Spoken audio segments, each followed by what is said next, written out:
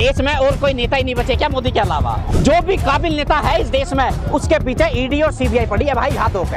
हमारे जो किसान हैं, जो अन्नदाता हैं, जिसका आप लोग और हम लोग खा रहे हैं, उसके साथ में इतना अत्याचार नहीं होना चाहिए। उनके लिए आंसू गैस के गोले दाग रहे हैं उनके ऊपर। एक दो किसान की तो मौत भी हो गई भाई। व्यवहार तो उनके साथ में ऐसा ही किया जा रहा है जैसे वो चीन और पाकिस्तान से आए लोग हैं। जो रोजगार एकदम स्लो स्पीड से चल रहा है तो इनकम कहाँ से बढ़ेगी? अगर आप 10,000 की सेल करते थे, 10% कमाते थे, 1,000 आप घर में आते थे, अब सेल कर रहे हैं आप 6,000 की, तो कितनी कमाई हुई? परसेंटेज तो कमाई को ही रह गया। अब कितना कमाया आपने? 600 रुपया। तो क्या हुआ? सेल घटी, प्रॉफिट भी घट गया। चरित्र साफ, कैरेक्टर साफ, चाहे वो बलात्कारी हो या भ्रष्टाचारी हो, एक बार बीजेपी ज्वाइन कर लो, सारे पाप धोगे। मुद्दे रहने वाले 2024 में मुद्दा भैया देखो, मुद्दा क्या है कि आप बेसिक तरीके से अगर जमीन पे देखो जाके ना तो काम दिखता है। जमीन में क्या काम हुआ? एक सज्जन से पूछे तो कोई नहीं कहता, सब आदमी कहता बहुत काम हुआ है, बहुत काम हुआ है, यही कहता ना आदमी।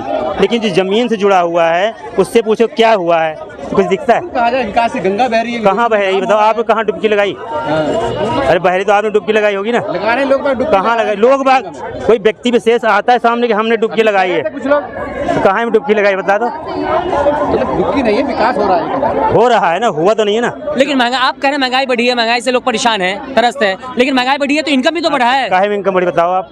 आपका इनकम नहीं बढ़ा? किस चीज़ बढ़ा है?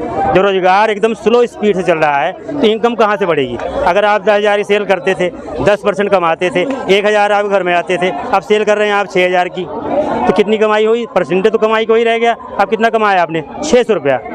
तो क्या हुआ? सेल घटी, प्रॉफिट भी घट गया। 24 में दावा तो किया जा रहा है, भारतीय जनता पार्टी के नेता कह रहे हैं कि इस बार 400 पार। भाई 400 पार होंगी, इन लोगों को कैसे पता है? मतलब इतना कॉन्फिडेंस आदमी के पास में कहां से आ सकता है? मतलब तो इसका मतलब कोई ना कोई घपला होगा। जैसे वहाँ हुआ चंडीगढ़ में देखा होगा आपने, चंडीगढ़ में सुप्रीम कोर्ट ने इन लोगों को जब फटकार लगाई है तब जाके इनके थोड़ी अकल ठिकाने आई है। इसका मतलब कोई ना कोई 2024 में भी ये कोई ना कोई कांड करेंगे और कांड करके दोबारा फिर सत्ता में आएंगे। कौन कैसा कांड करेंगे? भाई कांड ही किया है इन्होंने और कांड करके ही तो बीजेपी आ रही है। बिगर कांड के आके दिखा दे, यानी कांड क्या, कोई काम नहीं किया है? बिगर कांड के 40 सीट भी लेके दिखा दे लेके। भाई एक बात बताओ, ये इनके जितने भी नेता सबके सब कह रहे हैं 400 पार, 400 पार, 400 पार। भाई इनको कैसे पता कि 400 पार देंगे ही देंगी जनता?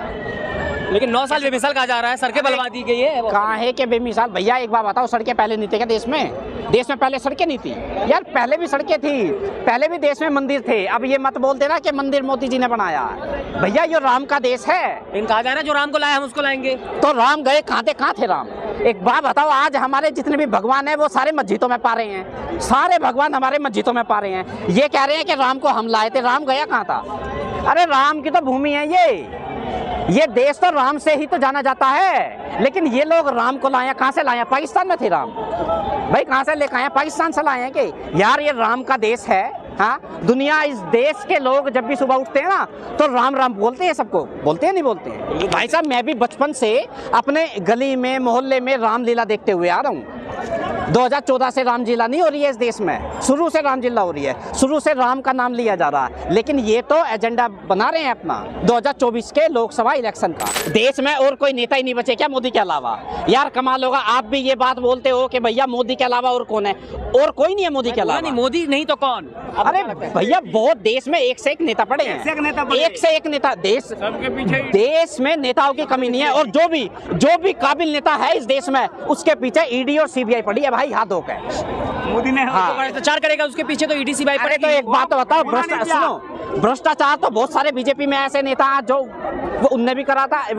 ये इसने अजीत पवार ने भी भ्रष्टाचार किया था, हेमंता बिस्वा शर्मा ने भी भ्रष्टाचार किया था। वे जैसे ही बीजेपी में गए तो वो दूध के धुले हो गए। क्यों भाई एक बात बताओ, ऐसा कौन सा वॉशिंग पाउडर है बीजेपी के पास में जो 1 मिनट में उनके पास में जाते ही उनकी धुलाई हो जाती है? चरित्र साफ, कैरेक्टर साफ, चाहे वो बलात्कारी हो या भ्रष्टाचारी हो, एक बार बीजेपी ज्वाइन कर लो, सारे पाप धोगे। हमारे जो किसान हैं, जो अन्नदाता हैं, जिसका आप लोग और हम लोग खा रहे हैं, उसके साथ में इतना अत्याचार नहीं होना चाहिए। और आज से पहले किसान के साथ में ना ऐसा कभी नहीं हुआ जैसा आज हो रहा है इस देश में। भाई बॉर्डर पे उनके लिए कील लगा रखी हैं, उनके लिए आंसू गैस के गोले दाग रहे हैं उनके ऊपर। एक दो किसान की तो मौत भी हो गई भाई। हमारे देश के किसान नहीं है, सुनो, वो चीन पाकिस्तान के फौज है क्या? सुनो, सर में गोली लगी है भाई साहब एक के तो।